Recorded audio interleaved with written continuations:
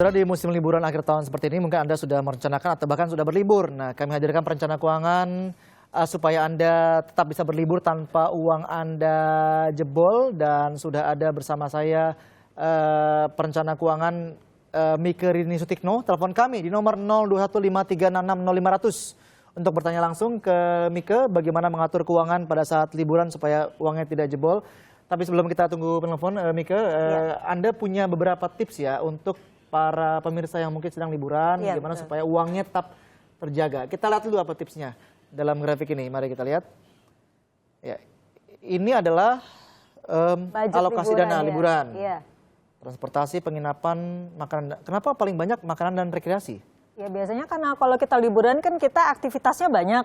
Jadi kemudian juga kumpul-kumpul keluarga. Nah biasanya acara utamanya biasanya makan-makan sama jalan-jalan. Nah itu budget yang biasanya paling banyak makan-makan sama jalan-jalan tadi. Biasanya paling banyak memakan budget dari liburannya. Bagaimana memperkirakannya? Apakah mesti dialokasikan buat makanan misalnya 1 juta? Tapi kan waktu pas liburan kan suka nggak kehitung kan, tahu-tahu jajan ini gitu. Biasanya memang begitu, namanya liburan juga kadang suka nggak kekontrol. Itu yang bikin budget, apalagi yang nggak bikin budget. Karena itu supaya kita dompetnya nggak jebol pas di sana dan kartu kreditnya nanti utangnya nggak kebanyakan, memang perlu ada perlu ada panduan gitu dalam bagaimana kita mengalokasikan atau menggunakan uang kita. Nah makanya 10%, misalnya budgetnya misalnya gaji kita 10 juta, sementara kita punya budget 50% aja dari gaji kita untuk liburan. Nah 5 juta itu mau kita alokasikan untuk apa aja? 10%-nya misalnya 500.000 buat transportasi ya seperti tadi.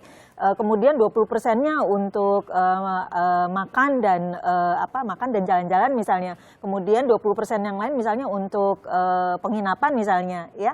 Nah dengan mempunyai anggaran tersebut kita jadi tahu kalau kita sudah mencapai kuota. Kalau sudah mencapai kuota ya kita nggak belanja lagi pas di sana. Berarti makannya juga harus direncanakan gitu ya? Betul, makannya mau di mana saja.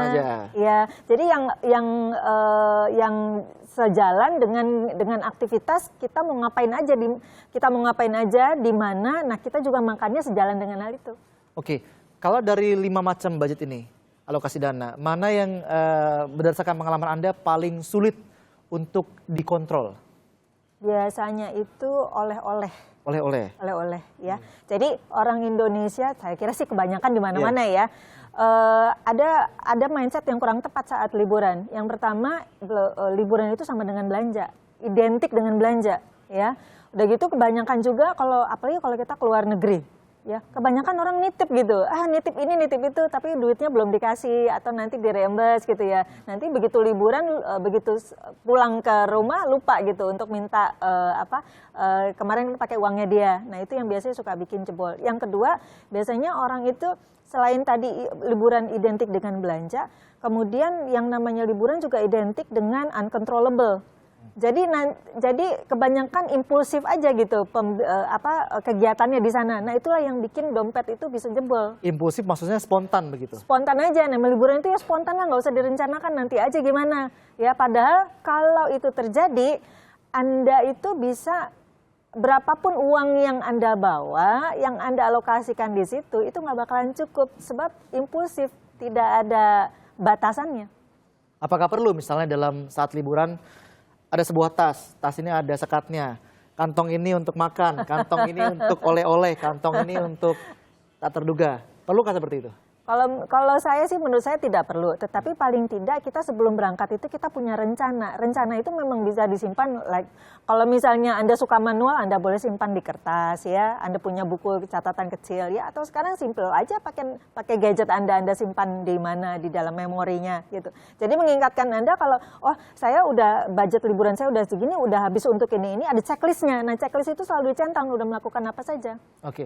Dan juga ada panduan kedua dari ke bagi Anda yang sedang berlibur atau selagi merencanakan liburan, dia hitung jarak tujuan, lama waktu, tempat menginap, transportasi, dan juga jumlah ini untuk orang. memperkirakan bersana dana liburan harus dipersiapkan. Semakin jauh jaraknya tentunya semakin besar transportasinya ya.